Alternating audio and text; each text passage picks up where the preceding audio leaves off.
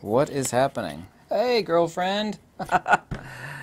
Oh God, this is the question everybody keeps asking me. You know, I've written 11 books now and countless articles. Perpetually working on the 4th edition of my magnetism book. I came out with this about 2.5 weeks ago. Everybody seems to really like it. I worked hard on it. Actually didn't require that much. I just wanted it to be incredibly polished.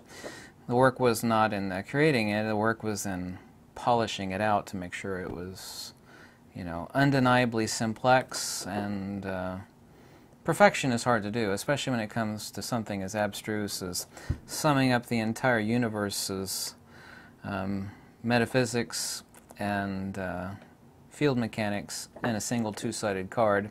So I accomplished that.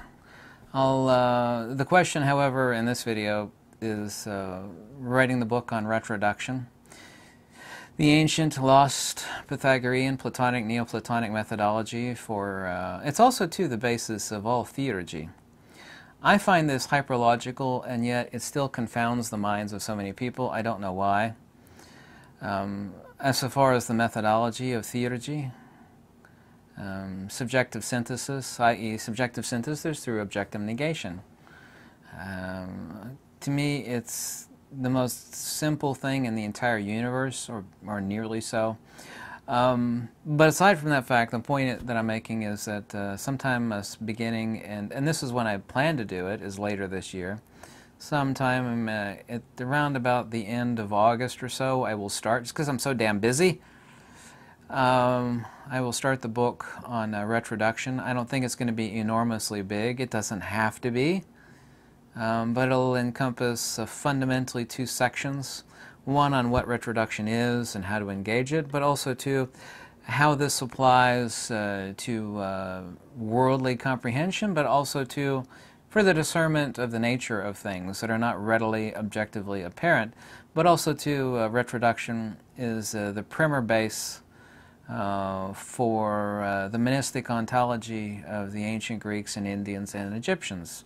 The subjective synthesis, and by subjective I don't mean the existential subject, i.e. the person you see in the mirror, i.e. the psychophysical, i.e. the persona non grata, or as they say in ancient Pali, isokaya namisata, this body is not the soul, meaning my soul, but my soul implies possession and nothing has a soul, meaning one thing has another. That, of course, is a huge fallacy. Tattvamasi, as they would say in Sanskrit, that thou art, or aham brahmasmi. Anybody speak Sanskrit? Probably not many people. I know fewer people speaking Pali. Nobody knows Pali except for me. Why am I saying Pali? But the point being is I'll start this sometime at the end of August, and I should have it done. I'll easily have it done by the end of this year. This was my plan starting like about a year ago. I had things that I wanted to do, boom, boom. A lot of people told me that I would have no chance of doing this, much less completing it, much less getting it accurate. Well, I proved you wrong. There it is, right there. It's a free download. That's from a video from about 2.5 to 3 weeks ago. But I've written a lot of articles and a lot of books, and I know exactly what I'm capable of doing. I'm easily capable of doing this, but I also feel proud of the fact. I don't like doing crap that other people have done before. No one's done this before. Nobody's done this before. That's why I was so driven to do it, and I wore myself out to do it, literally. And no one's written a book on retroduction before, and I'll be the first person to do it. Now, there are a couple articles out there. There are things, books that skirt around it, a 2-volume set called On What Cannot Be Said, also to The Cloud of Unknowing, and also to the book by Deirdre Carabine called The Unknown God, which is not about God at all. It's about apophatism. This via negativa, i.e. this apophatism, i.e. this retroductive methodology, which is, it literally is an ancient lost art of the Pythagoreans and the Platonists. It literally is. Not my feeling, it's a hardcore fact. It's getting completely lost in the sands of time. Kind of like we see some of these ancient Egyptian pieces, like, I don't know how they made that. We can't even do that today. How did they do that back then?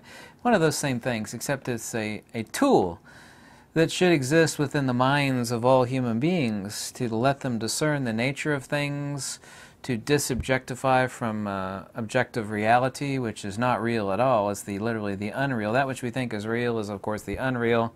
We could say that's a holographic universe, but we could just say it is identification phenomenology, which, of course, breeds suffering and false identification.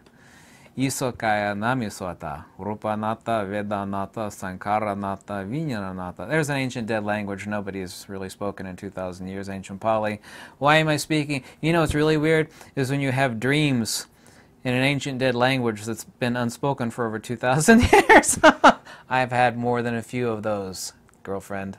More than a few. Don't believe me? Don't care. So everybody keeps asking me this in live stream or an email, that when you're going to do that book on retroduction. It's like, well, it's coming. It's exactly coming. I said I'm going to do it at the end of 2020. I said that even like a half a year ago or more. I said sometime later next year, meaning this year. So I will, it'll be a lot of hard work. It will be for free. Any donations for, making that book would be greatly appreciated once I finish it. Or even before I finish it. I love it when people tell me I can't do something because I always prove them wrong. Watch and see. So that answers a question that I keep getting asked over and over and over again. So, yeah, the book on retroduction is coming. It'll be quite revealing, and I'll be proud to have created it because, it's like someone doing another translation of the Odyssey or the Iliad. Who gives a crap? It's like there's like 100 different there's more than 100 translations of the Iliad. Who gives a damn? Who cares? Nobody gives a damn.